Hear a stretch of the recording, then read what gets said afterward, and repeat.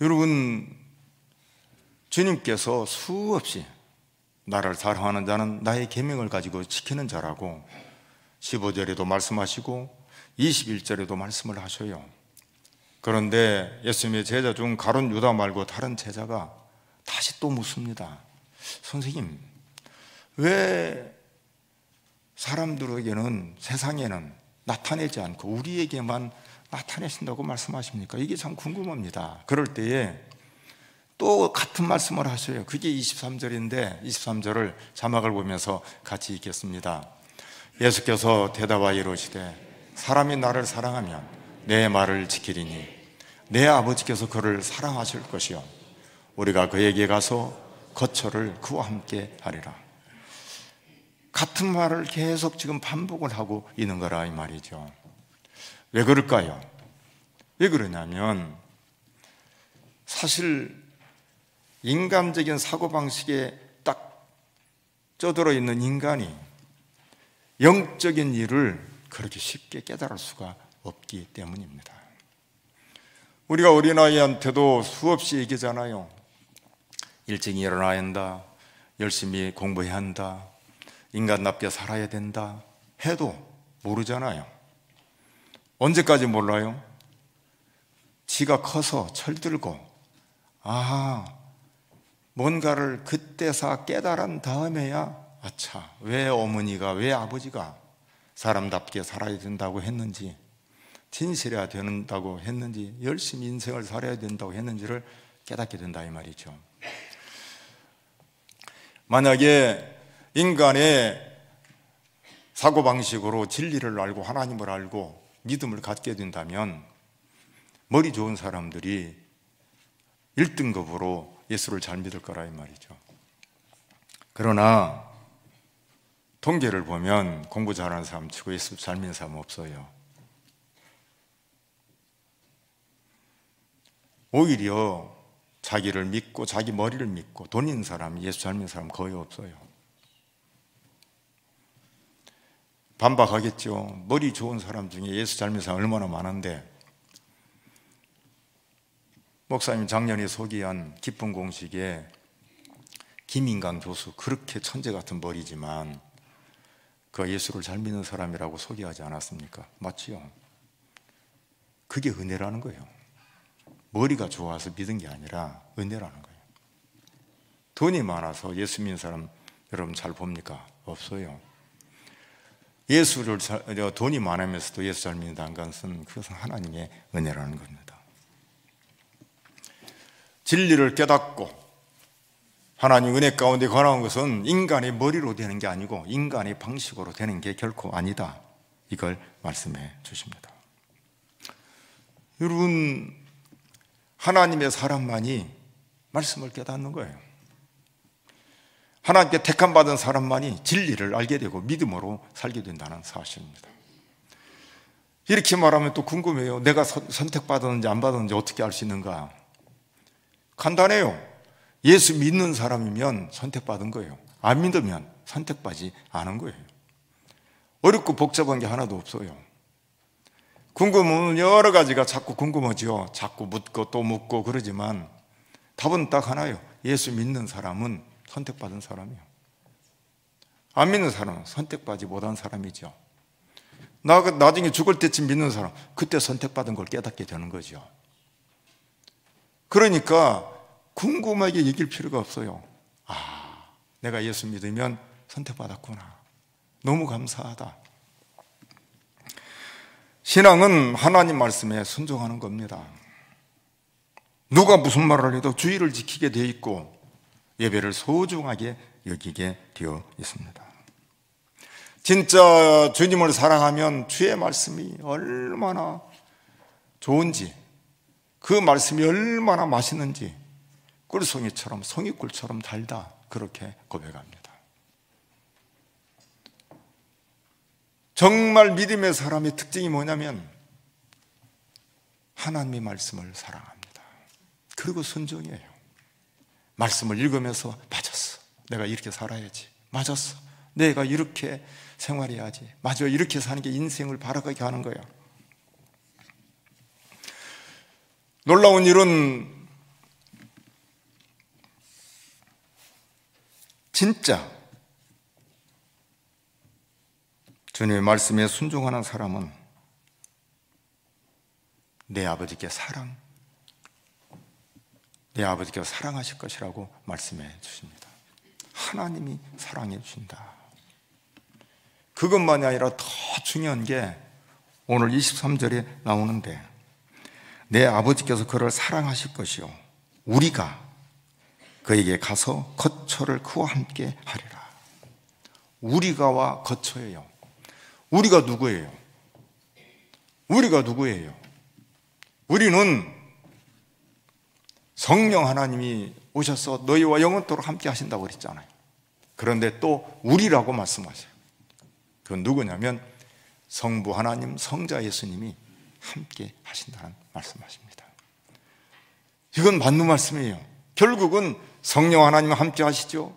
영원토록 함께 하시죠. 성부 하나님이 함께 하시고 성자 예수님이 함께 하셔요. 맞아요. 예수 믿는 사람에게 누가 함께 하시는가? 성부, 성자, 성령 하나님이 함께 하시는 것을 우리에게 가르쳐 주십니다. 베드로서신에도 마찬가지예요. 성부 하나님, 성자 예수님, 성령 하나님께서 우리와 함께 하신다고 나그네 된 인생들에게, 예수 믿는 나그네 된 인생들에게 주신 말씀입니다. 사랑하는 성도 여러분, 그런데 그분이 이렇게 말씀하셔요. 함께 한다는 말을 이렇게 말씀하셔요. 그가 거처를 그와 함께 하시겠다. 그에게 가서 거처를 그와 함께 하겠다. 무슨 말이에요? 예수 믿는 하나님의 사람들에게 누가 오셨냐면 하나님이 오셔서 우리 안에 거처를 함께 하시겠다는 거예요. 거처라는 말은 일정하게 자리를 잡고 거하는 곳인데, 예수 믿는 사람, 예수 믿는 성도에게 거처, 자리를 잡고 함께 하시는 분이 누구냐면 바로 우리 아버지 하나님, 삼위일체 하나님이라고 말씀해 주십니다. 여러분, 예수 믿는 사람들에게 하나님이 함께 하심을 믿습니까? 이거예요. 예수 믿는 사람에게 하나님 함께 하시는 말이, 나는 말이 바로 이런 의미라 이 말입니다. 그런데 한두 번 함께 하는 게 아니라 영원토록 함께 하신다. 주님이 한 번 함께 하시면 떠나가지를 않아요. 영원토록 함께 하십니다. 우리는 구약에 보면은 에녹이라는 사람을 잘 알지요. 그가 65세에 모두셀라를 낳고는 300년을 하나님과 동행해요. 300년을 하나님과 동행합니다. 그것만이 아니에요. 노아도 그가 하나님과 동행했다. 아브라함도 그렇고 이삭도 그렇고 야곱도 그렇고 욥도 그렇고, 엘리야 같은 사람은 에녹과 같이 똑같이 하나님과 동행하면서 산채로 하늘나라로 옮겨진 사람 아닙니까? 그러듯이 오늘 이 시대에도 마찬가지, 예수 믿는 사람들에게 누가 함께 하는가? 성부, 성자, 성령 하나님이 함께 하신다고 말씀해 주십니다. 성령 하나님께서 우리 곁에 계시고 우리 안에 거주하셔서, 내주하셔서 우리에게 말씀을 가르쳐 주신다는 겁니다.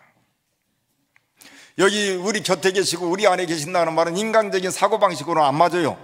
곁에 계시는데 어떻게 안에도 계시는가? 인간적인 사고방식으로는 이게 안 맞죠. 이 말은 영적으로 성령께서 우리와 함께 하신다, 그런 뜻입니다. 보혜사 성령님께서 이 땅에 오셔서 하시는 일은 모든 것을 가르치신다. 꼭 잊지 마시길 바랍니다. 또 하나는 예수님께서 하신 모든 말씀을 생각나게 한다. 누가 하신 말씀? 예수님이 하신 말씀을 생각나게 하신다. 이럴 때에 이제 착각을 하는 거예요. 예수님이 하신 말씀을 생각나게 한다 했을 때에 예수님 말씀을 잊어버렸는데 다시 기억나게 한다, 그런 뜻이 아니에요. 응? 잊어버렸어? 그러니까 성령께서 다시 기억나게 해서 다시 그걸 기억나게 하신다, 그런 뜻이 아니라 이 말이에요. 진리의 말씀을 가르치는데 잘 못 알아요. 깨닫지를 못하고 이해하지를 못하고. 그럴 때 예수님께서 어떻게 가르쳐 주셔요. 이 땅에 계실 때 예를 들어 말하면 여러 가지가 예가 있지만 예수님께서 예루살렘에 올라갑니다. 첫 번째 하신 게 있어요. 그게 뭐예요? 공생의 첫 번째 하신 것이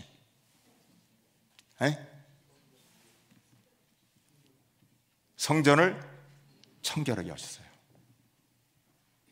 성전을 청결하게 하셨어요. 여러분, 그럴 때에 노건으로 채찍을 만들어서 양과 소를 다 내버리고 사람들 다 내버리고 상가업 그들이 가지고 있는 거 확 엎어버렸잖아요.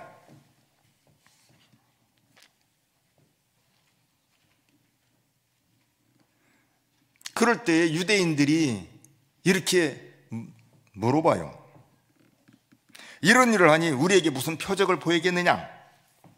그럴 때 예수님께서 뭐라고 말씀하시냐면 이 성전을 헐라 내가 사흘 동안에 일으키리라. 그럴 때에 제자들이 알아들어요? 못 알아들어요. 사람들은 더 못 알아듣죠. 성전을 헐라 사흘 동안에 다시 한다는 말은 성전 대신 예수님 몸을 말씀하시는데 언제 깨달아요? 십자가에 못 박혀 죽으시고 부활하신 뒤에서 아하, 3일 만에 부활하신 이 예수님 말씀이거나 그것을 기억나게 하는 거예요. 그것처럼 성령께서 우리에게 오셔서 말씀을 대할 때에 깨닫지 못하는 우리를 기억나게, 깨닫게, 아, 이 말씀이구나 알게 해 주신다는 사실이에요. 진리는 인간의 머리나 방식으로 깨달을 수 있는 게 아니라 성령 하나님께서 우리에게 가르쳐 주셔서 그것을 아, 이런 의미였구나, 이런 말씀이었구나 하는 것을 깨닫게 하신다는 거예요.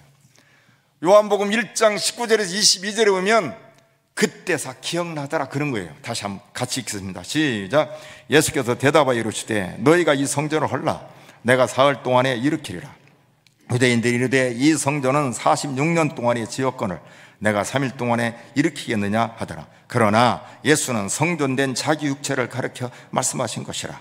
죽은 자 가운데서 살아나신 후에야 제자들이 이 말씀하신 것을 기억하고 성경과 예수께서 하신 말씀을 믿었더라. 아멘. 기억나게, 깨닫게, 아하, 이 말씀이네 라고 깨닫게 하신 분이 누구요? 예수님께서 하시듯이, 예수님께서 그렇게 하시듯이 가르치시고 깨닫게 하시듯이 성령께서도 똑같이 이 땅에 오셔서 말씀을 가르치시고 깨닫게 하셔서 결국은 어떻게 예수님이 어떤 분인지, 진리가 무엇인지, 왜 십자가에 못 박혀 죽으셔야 되는지, 부활하신 이유가 뭔지, 왜 영원한 천국을 예비하러 가신다는 말이 무슨 말인지를 뭐예요? 깨닫게 하시고 기억나게 하고 생각나게 해서 알게 하신다는 사실입니다. 여러분, 결국은 성령 하나님께서 우리를 말씀을 가르치고 깨닫게 하는 건 누구에게로 인도하는 거예요? 결국은 예수님이 어떤 분인가를 알게 하고 깨닫게 하고, 맞았어, 이 주님이 우리 주님이지, 맞았어, 주님께서 왜 이 땅에 오셨는가를, 맞아, 나 같은 죄인을 구원하기 위해서 오신 분이지, 맞았어, 나 같은 죄인을 구원하기 위해서 십자가 못 박혀 죽으셨지, 맞았어, 예수님이 그런 분이지. 끊임없이 누가 역사하는 거예요? 성령 하나님께서 우리에게 알게 하시고 깨닫게 하셔서 더 예수님을 믿게 하고 더 예수님을 알게 하고 더 예수님 앞에 헌신하고 나아가게 만드는 그분이 바로 성령 하나님이라는 사실이에요. 이제 요한복음 14장을 마무리를 해요. 마무리를 하면서 예수님께서 성령께서 하시는 일까지 말씀하시고는 요한복음 14장 1절에 있는 말씀을 다시 언급을 하십니다. 요한복음 14장 1절에서부터 3절을 잘 보시면은 너희는 마음에 근심하지 말라. 하나님을 믿으니 또 나를 믿으라. 내 아버지 집에 거할 곳이 많도다. 내가 너희를 위하여 거처를 예비하러 가노니 가서 너희를 위하여 거처를 예비하면 내가 다시 와서 너희를 내게로 영접하여 나 있는 곳에 너희도 있게 하리라. 그리고 이렇게 말씀하셔요. 내가 곧 길이요 진리요 생명이다. 예수님께서 떠나신다고 하니까 제자들이 근심 걱정을 한 거죠. 더군다나 제자들이 다 배반하고 그 중에는 배신자가 있어서 예수님의 팔자도 있다고 말하고, 베드로가 호언장담하면서 나는 죽을지언정 예수님 따르겠습니다 라고 말을 했을 때, 내가 오늘 다 굴기 전에 3번 나를 부인하리라고 하신 말씀, 이 모든 것이 복합적으로 제자들에게 근심, 걱정, 두려움이 있게 된 거예요. 그러니까 요한복음 14장 1절을 말씀하시고 쭉 말씀하시다가 오늘 다시 마무리를 하면서 다시 말씀을 하시는 거예요. 뭐예요? 주님의 따뜻한 사랑과 우리를 얼마나 편리해 주는가를 알 수가 있습니다. 여러분, 여기에 아주 중요한 의미가 있어요. 얘들아, 내가 떠난다고 해서 너희들의 믿음, 너희들이 천국 가는 것, 너희들의 신앙 변하는 게 없다. 내가 떠나도 여전히 길이요 진리요 생명들은 나로 말미암아 하나님 나라에 들어가게 된다. 내가 없다고 해서 그 방식이 바꿔지거나 또 다른 새로운 길로 가야만 된다더니 그게 아니다. 똑같다.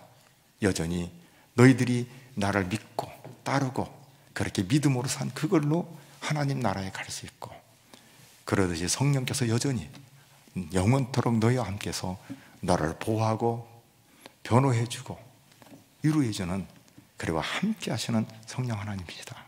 이걸 다시 제자에게 말씀하고 있는 거라 이 말입니다.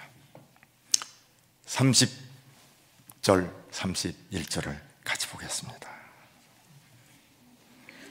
이후에는 내가 너희와 말을 많이 하지 아니하리니 이 세상 임금이 오겠음이라.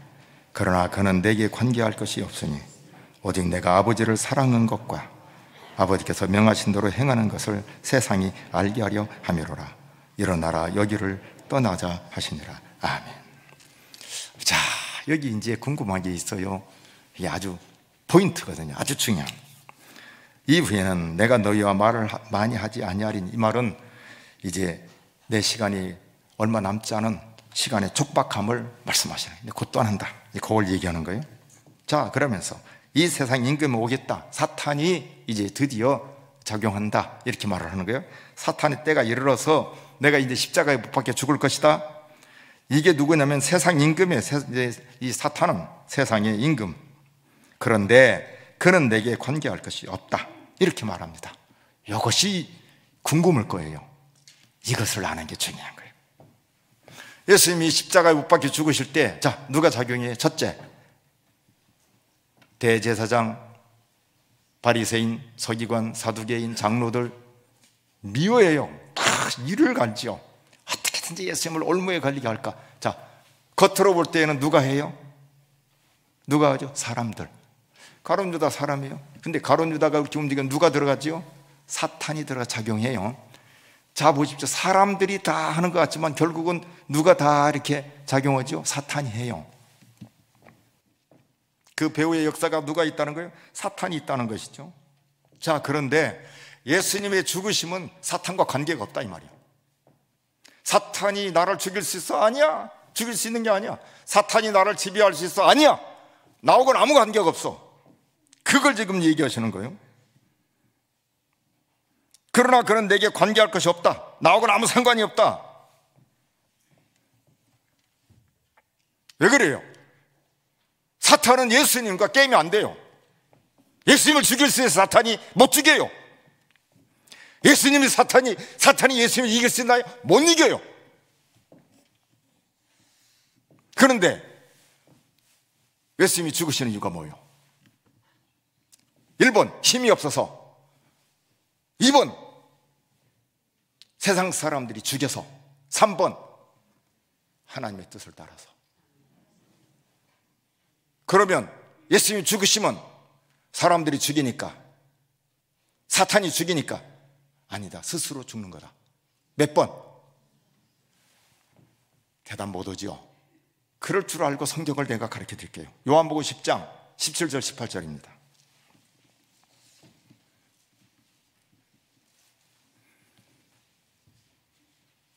같이 읽습니다. 시작. 내가 내 목숨을 버리는 것은 그것을 내가 다시 얻기 위함이니 이로 말미암아 아버지께서 나를 사랑하시느니라. 이를 내게서 빼앗는 자가 있는 것이 아니라 내가 스스로 버리노라. 나는 버릴 권세도 있고 다시 얻을 권세도 있으니 이 계명은 내 아버지에게서 받았노라 하시니라. 아멘. 여러분, 예수님이 십자가에 못 박혀 죽으실 때 한번 생각해 보십시오. 한 번도 나 힘들어, 너무 고통스러워 해본 적 없어요. 예수님은 그걸 다 이기면서 끝까지 뭐예요? 첫 마디가 아버지요, 저들을 용서해 주십시오. 알지 못합니다. 자, 때가 다 됐어요. 목마르다. 그리고 말씀하셔요. 주께서 그 목숨을 버려요. 사탄이 예수님을 죽이는 게 아니라 예수님께서 스스로가 그 목숨을 버리신 것이라 이 말입니다. 왜 이렇게 해요? 이렇게 하시는 이유가 뭐지요? 31절입니다. 같이 읽으시죠. 오직 내가 아버지를 사랑하는 것과 아버지께서 명하신 대로 행하는 것을 세상이 알게 하려 함이로라. 일어나라, 여기를 떠나자 하시니라. 아멘. 여러분, 정말 그런 가운데 딱 하나, 오직 내가 정말 하나님 아버지를 사랑하는 것을 세상이 알게 하고, 또 하나는 아버지의 명하신 대로, 하나님께서 말씀하신 대로 예수님께서 행하는 것을 세상이 알게 하기 위해서 우리 예수님께서 그렇게 아버지의 뜻대로 행하셨구나. 겟세마네 동산에서 기도할 때가 그 모습에서 드러나요. 아버지여, 내 원대로 마옵시고 아버지의 원대로 하옵소서. 맞습니다. 이걸 누가 알게 하시는 거예요? 성령께서 알게 하시는데, 이 땅에 계신 예수님께서 그렇게 아버지의 말씀에 순종하면서 사신 것이라 이 말입니다. 왜요? 우리를 구원하기 위해서. 예수님 사람은 주님을 사랑하는 사람인데, 정말 사랑한다면 말씀에 순종하는 사람이에요. 세상은 몰라요. 왜요? 성령을 알지도 못하고 보지도 못하지만 우리는 압니다. 성령께서 내 곁에 계시고 내 안에 계셔서 말씀을 가르쳐 주시고 깨닫게 하셔서 주님께로 나가게 하시고 더 주님을 알게 하신다는 사실입니다. 여러분, 주님이 이렇게까지 말씀하신 이유가 뭐예요?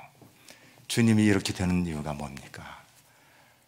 주님이 이름에도 불구하고 하나님을 얼마나 사랑하는지, 얼마나 하나님 말씀대로 순종하면서 목숨까지 버리시는지를 누구로 알게끔? 세상으로 알게끔, 우리로 알게 하시기 위해서 이렇게 계속적으로 말씀하시고 가르쳐 주신다는 사실입니다. 우리 모두 나 같은 죄인을 구원하기 위해서 이렇게까지 애를 쓰시는 그 주님, 사랑으로 대하시는 그 주님, 감사해서 더 예수 잘 믿는 저와 여러분들 되기를 바랍니다.